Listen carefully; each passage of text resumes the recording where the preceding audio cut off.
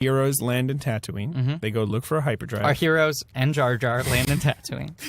We talked about this earlier, but it is insane that of the people they have on the ship, they bring Jar Jar Binks. Yeah. And Padme and Qui-Gon. That's it, right? That's the and R2? No, R2 stays aboard. He's there. Really? I'm pretty sure. Why would they take him? Again, who knows? Also, their decision-making is very, very peculiar. The fact that we've seen this movie like 20 times and we still can't don't remember know these details. I don't think that's a criticism on us. I think that's a criticism on the film. I think that's everyone's so interchangeable at all times, basically. Yeah, and also it's just hard to follow what the fuck is happening.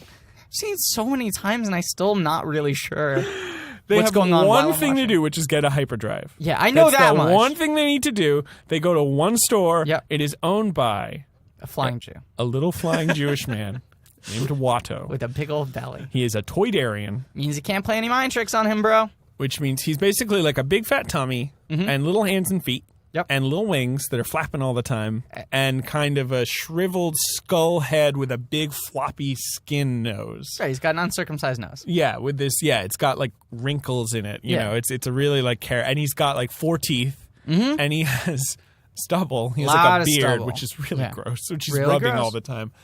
And he's he has bulbous eyes. Yes. And he talks like, I don't know, you can do Watto better than me, probably. Yeah, there you go. That's really full. That's the key to Watto. He owns a store.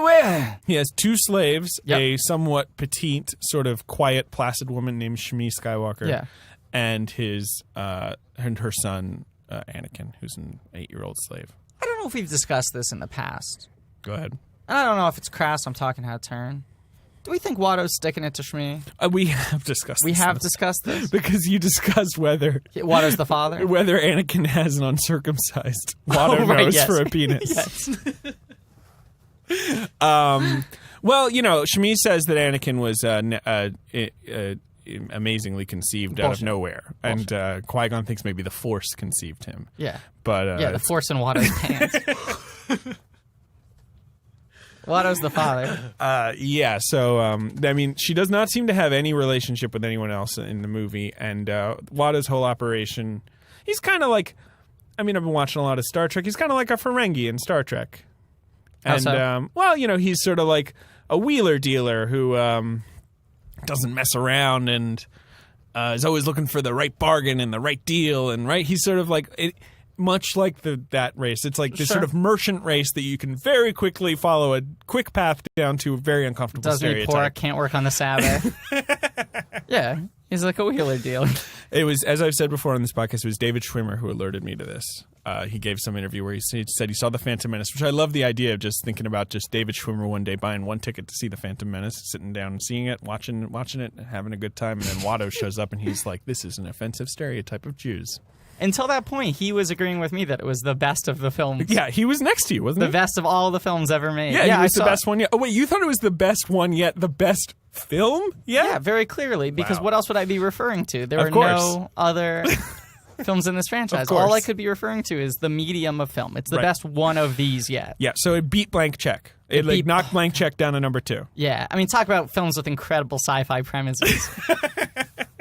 Blank Check, finally, I thought it was unstoppable, and Blank Check finally got knocked down. Mr. Macintosh got kicked to the curb. Yeah, sorry. But yeah, I saw Star Wars Episode 1, The Phantom Menace, opening day in Ziegfeld with my father, Peter Newman, my brother, Jamesy, and Davey Schwimmer. Yeah, Davey Schwimmer. Who was my babysitter. And Davey Schwimmer leaned over and said, Watto is an uncomfortable Jewish stereotype to you. And I said, get your hands off my milk duds, David!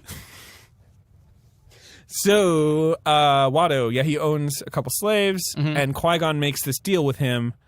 The hyperdrive... What is the deal?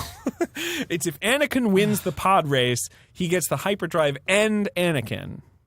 Originally it's the hyperdrive. Oh, right? No, he bets the ship as collateral, the actual ship. Yes. He puts that money up against the hyperdrive.